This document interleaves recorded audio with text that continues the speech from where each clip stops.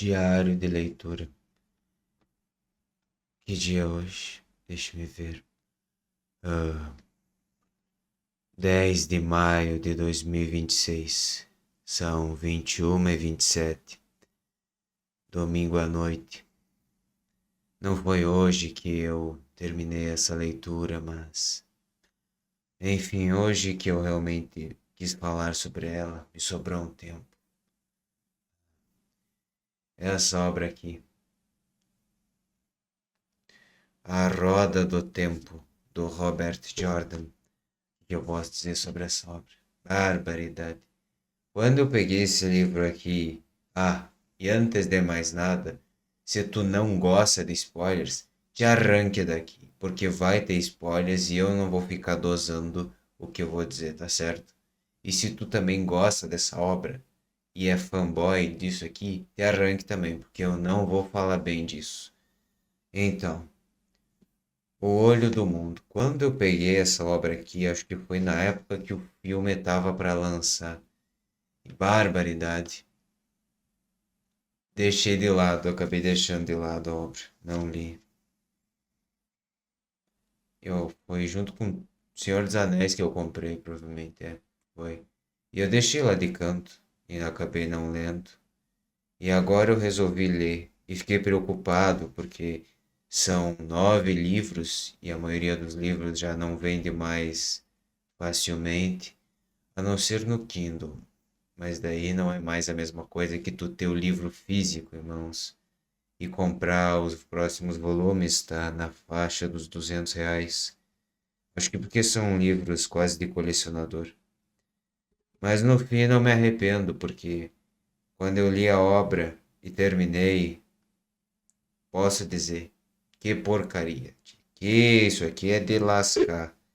Fiquei triste, mas dá vontade de jogar fora. Mas já que paguei, já que li, vamos guardar na estante, né, no baú de recordação.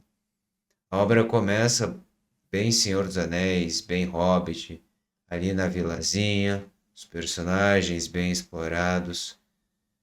E tu começa a se apegar e começa a gostar porque tem um desenvolvimento coerente das coisas, não é algo simples, entende? O autor trabalha cada personagem, acho que é o Cerne, alguma coisa assim, que é um senhor lá bem engraçado. E tudo mais, sabe? Tá se preparando para um festival ali. E todas essas coisas, sabe? O festival. Tudo isso te faz lembrar do Hobbit, de Senhor dos Anéis. Acho que principalmente Senhor dos Anéis. Não, é Senhor dos Anéis, é. Que o Bilbo dá uma festa mais do que esperado. Mas infelizmente. Não, primeiro vamos para as partes boas, para não dizer que eu sou hate disso aqui, porque tem partes que eu gostei. Mas nem foi tudo que eu gostei. Porque tá tendo festival, tem um sujeito lá sombrio que aparece, que o manto não se mexe, ele é meio. Lembra bastante aqueles Cavaleiros Negros do Senhor dos Anéis, enfim. É uns Ctrl-C, Ctrl-V, boa parte. Eu acho engraçado a presunção do autor em dizer: com a roda do tempo, Robert. Não, Jordan chega para conquistar o mundo que Tolkien começou a difundir. The New York Times. Quando tu diz isso aqui, tu não pode decepcionar, porque tá dizendo que tu vai conquistar o mundo que Tolkien deu início. É complicado.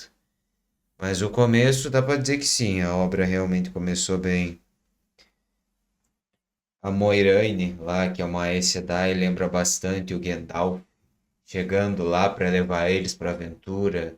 São 3 rapazes, mas depois vai também a Egwene e o Mascate. Me esqueci qual que é o termo que eles usam para os bardos lá, mas é com M também, não é Mascate.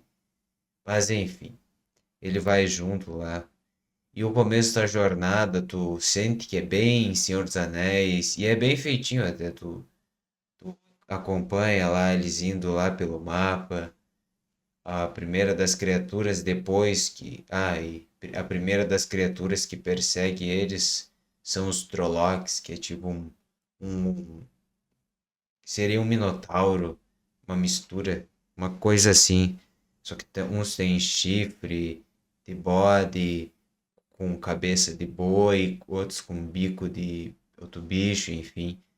E primeiro eles atacam o Randy, o pai dele, lá na fazenda, daí eles. E essa parte do começo eu gostei, porque eles estão lá na fazenda e de repente chega aqueles bichos, tu sente uma tensão assim, imagina, os dois estão lá, de repente um bicho quebra a porta lá e o Randy sai por trás lá e o pai dele fica enfrentando os bichos lá, os Trollocs. E essa parte realmente me deixou. Eu realmente estava empolgado, que eles vão até lá, depois fogem pela floresta. O pai dele se machuca e eles caminham até a vila. Daí lá na vila, ele chega de manhã na vila, que é, acho que é Campo Del Monde. Chegam lá no Campo Del Monde e já foi atacada por uns Trollocs. Enfim, para não enrolar, no fim, o grupo parte com a Moiraine, com o guardião lá, que é o Lan. E esse começo realmente tu gosta, porque ele é bem feito. A vila é coerente, tu sente que ela existe. E a primeira criatura que persegue eles realmente é um Dragkar, que é tipo um morcego com uma cabeça humana. Mas no começo não descreve isso, é mais pro final. E a história até que segue bem até essa altura. E eu estava bem engajado, foi até eles chegar em Baerlon. Porém, depois que eles saíram de Baerlon e eles foram para Shadar Logoth, que é uma cidade abandonada e que foi tomada por uma mácula, que é tipo uma névoa assim de um ser, de alguém que morreu, mais ou menos. E ela também ataca Trollocs, ela não faz diferenciação. Até essa parte eu tava engajado, mas depois eu comecei a ter uma sensação assim de. Ah, começou a ficar repetitivo, sabe? Porque o autor é perseguição, um novo lugar, perseguição, um novo lugar, sabe? E é o tempo todo isso, a obra perde um pouco daquela coisa mais do Tolkien de apreciar o lugar, contar uma história. Claro que o autor conta um pouco de Shadar Logoth através da Moiraine, mas não é a mesma coisa. É muita perseguição e novos lugares, sabe? É o tempo todo perseguição, perseguição, e fica muito repetitivo. E a obra segue assim, praticamente do começo ao fim. Porém, tem uma parte interessante que é quando eles se dividem depois de Shadar Logoth lá, né, dessa cidade abandonada, e cada um toma a sua jornada. A jornada do Perrin e da Egwene é até que interessante. Eles vão cortando o caminho até chegar em Caelho e ele descobre que é um irmão dos lobos. E a Egwene, como é que eu posso dizer, acompanha ele lá. Ela quer ser uma Aes Sedai, ela pode tocar a fonte verdadeira.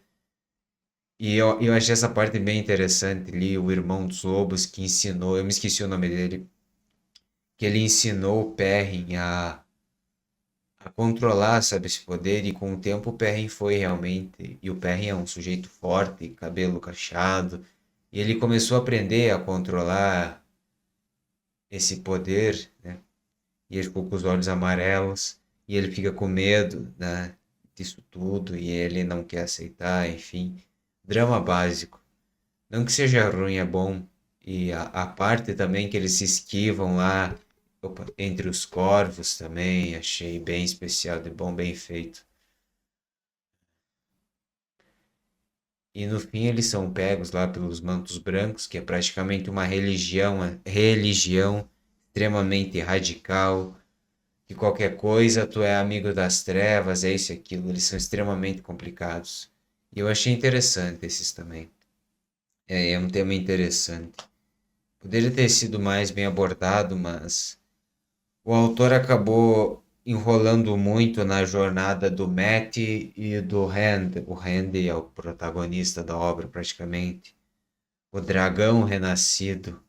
Ele que vai, segundo o que eu pesquisei, ele vai enlouquecer ao longo das outras histórias. E eu pesquisei porque eu não vou ler mais. Porque foi uma obra que começou a enrolar muito nessa jornada do Perrin e do Matt. E eu já estava querendo pular essa parte porque eles não chegavam a Caelion, sendo que a jornada do Perrin e da Egwene foi mais curta ainda. Foi muita enrolação, muita enrolação. Tem partes assim que o autor brilha, mas tem partes que ele enche linguiça. Tem umas partes que ele aumenta desse tamanho assim, e outras é bem mais rápido. Mas o que mais me incomodou foi essa parte aqui do essa enrolação, sabe, do pé, do Matt e do Hand nessa estrada assim para Kellyn. Poderia ter sido mais rápido, porque a da Egwene e do Perrin foi mais rápido, porque eles cortaram o caminho, não pegaram a estrada principal. Agora eu não vou saber mostrar aqui no mapa, mas é mais ou menos isso. Os dois foram por outra estrada, enquanto o, o Matt e o Hand foram pela estrada principal. Que enrolação, tio. Ah, então já foram duas coisas que começou a me incomodar. Essa repetição de nova cidade, perseguição, nova cidade, sabe? Eu tive uma sensação que a história já não tinha mais algo de concreto, não era uma exploração do mundo, não era um aprofundamento, era perseguição, nova cidade, perseguição. Mas eu tava indo porque a questão é, eles vão chegar a Tarvalon e vão ficar seguros. Em Caelium é onde eles todos se reúnem. O Matt, inclusive, encontra lá, acaba entrando no jardim no Jardim Real lá e encontra acho que é o filho e a filha da rainha, enfim. E no final ele é solto. Ele também conhece um Ogier parece um gigante, mas ele é um pouco menor. Ele é amigo das árvores, um construtor. E ele acaba contando pro Rand, e essa questão aí eu achei muito bem feita do autor, que é, por exemplo, a roda tece os destinos, né? Que a roda, enfim, lá que tanto fala, que a roda tecer, que todos nós somos como se fôssemos fios. Acho que deve ser algo bem semelhante à mitologia grega lá das irmãs. Então, o que acontece? Quando um fio é especial, que é praticamente dado prioridade a ele, ele tece os outros destinos ao redor. Então é por isso que os outros personagens são levados juntos com o protagonista, porque ele é Tavere, né? Ele é um dos frios principais. E eu achei isso bem feito, bem explicado, para não dizer, é porque ele é o protagonista. Não é porque ele é o protagonista, é porque ele é Taveren, porque ele molda os outros fios, os outros destinos ao redor dele, junto com ele, porque praticamente é a roda tecendo os destinos. Bem feito isso, achei especial de bom.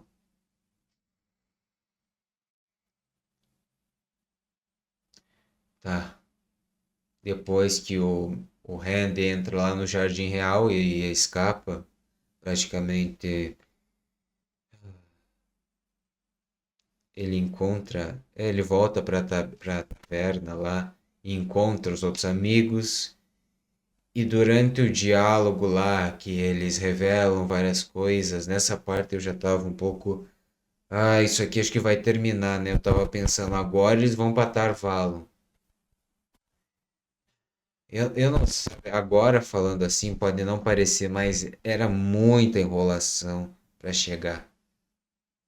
Eu lembro de Senhor dos Anéis e não era chato assim, sabe? Não era uma enrolação. Tu ficava empolgado para ler, ficava interessado o tempo todo, mas aqui tu começa a enjoar porque é repetitivo, é a mesma fórmula. E uma coisa que me incomodou também é que os personagens são pouco aprofundados.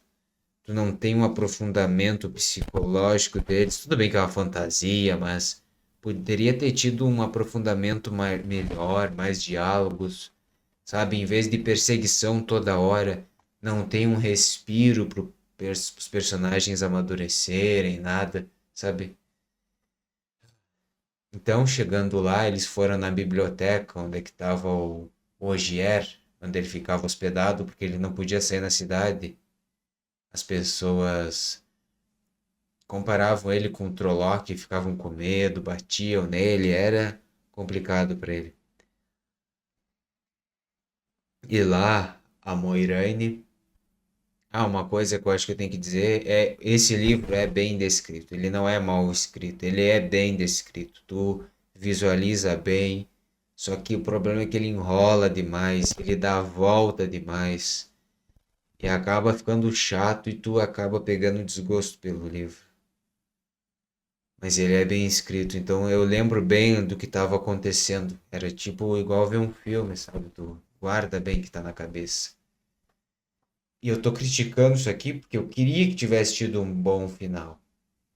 Então a Moiraine estava conversando lá com eles e ela acabou percebendo que o tenebroso, que é o grande mal disso, né? Seria o diabo bíblico praticamente. Essa luz tá boa. Tá. Ele é o diabo bíblico lá, o pai das mentiras, etc, etc.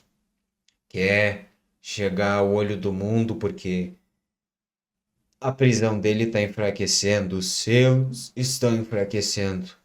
E a Moiraine decidiu: bom, se os selos estão enfraquecendo, precisamos ir para o olho do mundo. Então, aqui o título da obra, O Olho do Mundo, é para onde eles vão no final, para o olho do mundo. Daí eu pensei, barbaridade, mais jornada ainda, porque de Caelion a Tar Valon é mais distância, agora de Caelion até a Praga é bem mais longe, é bem mais o norte.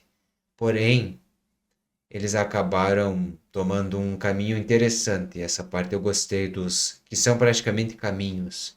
É uma dimensão paralela que não se conecta com a real, que não é afetada pela real.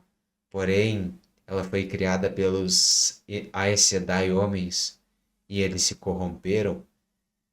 Então o lugar praticamente também ficou maculado e é um lugar assim todo escuro. A luz é sempre suprida e são várias ilhazinhas assim com caminhos de pedra. É algo assim bem onírico e bem, achei bem interessante essa parte aí da obra. É algo assim que tu sente um medo, porque imagina, é tudo escuro e eles precisam de várias luzes para manter as coisas minimamente iluminadas. E eles vão atravessando as ilhas e percebem que algumas estão destruídas, eles têm que voltar. E no final eles são perseguidos por um tal vento. Ah, me esqueci qual é o nome do vento. Mas é vento alguma coisa. Eu vou ser sincero com vocês, gurizada. O autor toda hora tem que botar uma ameaça para ficar, sabe, essa tensão. Não precisava. Seria muito melhor se esse lugar fosse vazio, silencioso, algo assim. Porque mais quando apareceu outro perseguidor, que seria um vento assim, parece uma composição de várias almas sussurrando coisas assim abomináveis. Inclusive esse vento aí pegou vários Trollocs, porque os Trollocs aprenderam a usar esse, né, os desvanecidos, que são praticamente aqueles cavaleiros negros lá do Senhor dos Anéis, eles comandam os Trollocs, então eles aprenderam a usar esses caminhos, por isso que eles chegaram a Campo de Almonde, lá onde os protagonistas moravam, sem serem vistos. Achei isso interessante.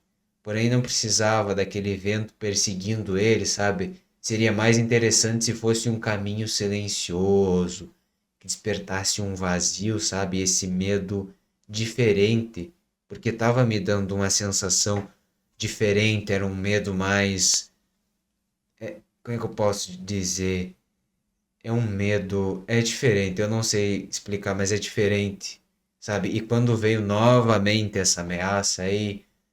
Ah, mais uma ameaça de perseguição. Daí eles conseguiram sair no final. O vento ficou lá dentro. Eles chegaram a uma fortaleza lá, foram bem recebidos e depois partiram para Praga, que é lá onde está preso em Shogun o Tenebroso, né? O Balsamon. Tá, essa parte eu gostei porque é um lugar assim, é tipo um pântano, é um lugar assim apodrecido e é cheio de ameaças.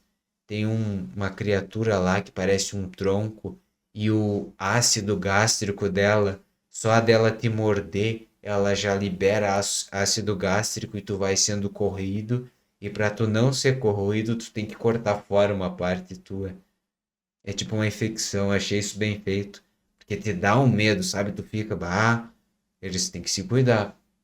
E toda a praga é cheia assim de árvores retorcidas, coisas podres. E no começo eles estavam quase sendo agarrados por essas árvores até que apareceu um verme. E o autor descreve como se fosse uma sanfona. E eu entendo o que ele quer dizer. É aquele grito clássico, sabe, dos filmes, aquele meio uivo, sabe, sanfonado que tu escuta em várias obras. Achei isso também bem feito. Me lembrou um pouco do No Man's Sky, que tem aqueles vermes gigantes em alguns planetas.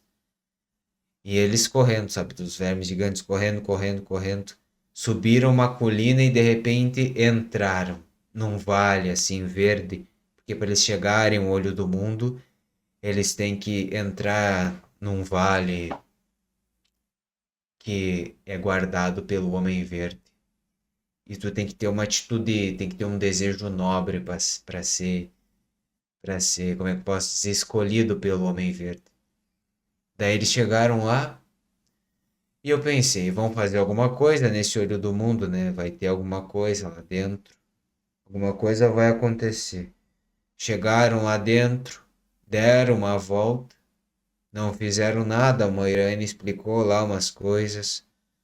Enfim, quando eles estavam saindo, apareceu dois abandonados. Quem são abandonados? Não sei. Personagens novos apresentados nas últimas 80 páginas do livro. E virou uma confusão esse final aqui. Começaram a lutar com os abandonados. Foi um caos, entende? Algo muito mal organizado. O Randy fugiu. O Aginor lá, que é um dos abandonados, perseguiu ele morro acima. E no final lá ele foi tocado por uma luz e ele entrou ele derrotou primeiro o Ogier, depois entrou num sonho, combateu o tenebroso, o grande mito que vários heróis deram a vida para combater. Ele enfrentou de igual e derrotou e humilhou o tenebroso. Sabe, isso que eu fiquei indignado, pensei, mas já derrotou o tenebroso. Como que o autor faz uma coisa dessa, tia? Sabe? Sauron nunca aparece diretamente, mas o problema não foi ter aparecido, foi a derrota humilhante que o autor colocou o tenebroso sofrer. Não bastando a repetição excessiva da mesma estrutura, porque tem partes que parece que está enchendo linguiça, é o que eu tive, não bastando, sabe? Ah, qualquer outra coisa que eu disse que também. Agora me esqueci, mas enfim. Esse final foi assim uma salada de fruta e derrotou o tenebroso assim de forma onírica, sabe? Apareceu a mãe dele lá e ele. E o tenebroso tentou convencer ele a se ajoelhar, que estava com a mãe dele, ele libertou a mãe dele, depois usou a espada de luz lá e derrotou o Lorde das Trevas. No primeiro livro, tio, o autor praticamente humilhou o mito dele. Isso assim me deixou, não sei, sabe? Eu acho que deveria ter tido um cuidado maior, porque depois de tudo que foi citado, do tenebroso, de tudo isso, por mais que o Randy fosse especial, eu acho que foi muito mal feita essa parte.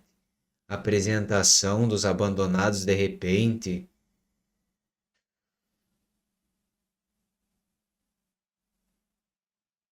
E depois disso eles retornam para a fortaleza ali, perto da fronteira com a praga, e a história termina ali. O Randy diz que vai embora para algum lugar, e eu pesquisei e parece que o Randy vai se tornando um messias trágico, sabe? E a história vai mergulhar em política, e vai ter livros que vai ser só diálogo e diálogo e diálogo. Então, sinceramente, acho que eu não tô perdendo nada.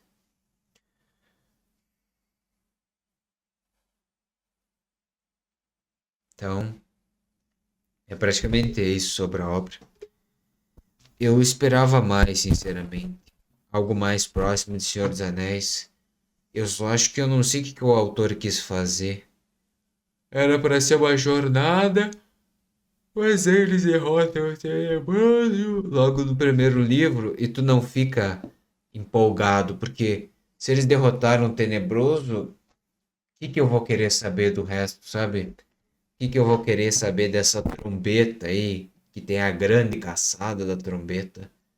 Não vou querer saber de nada, tio.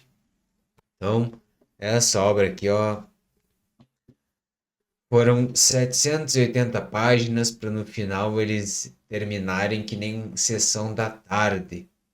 Foi isso que eu senti, isso aqui terminou que nem sessão da tarde. Foi assim, algo rápido, não teve algo mais épico, mais bem construído. E eu acho que as decisões do autor não combinaram bem. Teria que ter tido um trabalho melhor para fazer você entender, porque se era para ser, eles estavam indo lá para impedir o quê? Os abandonados, mas os abandonados tinham que ter chegado antes. Os abandonados chegaram depois. E tu pensa, tá, mas o que que eles vieram fazer? Vieram olhar o olho do mundo?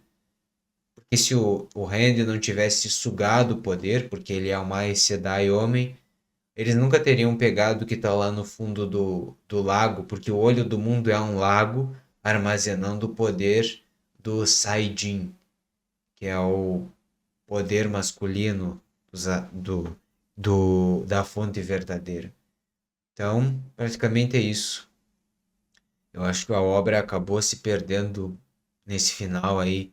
Foi muito emaranhado, decisões pouco complicadas da parte do autor para finalizar. Muita enrolação, encheção de linguiça, sabe? Muitas partes desnecessárias, repetição da mesma estrutura, falta de aprofundamento de lugares. Eu acho que esse livro podia ser mais curto do jeito que ele foi, ou ele poderia ter terminado diferente. Só que do jeito que tá, não me pegou. Eu achei assim, parece que eu perdi meu tempo. Literalmente isso. Não fiquei com vontade de ler mais nada desse universo aqui. Ainda mais com a derrota, assim.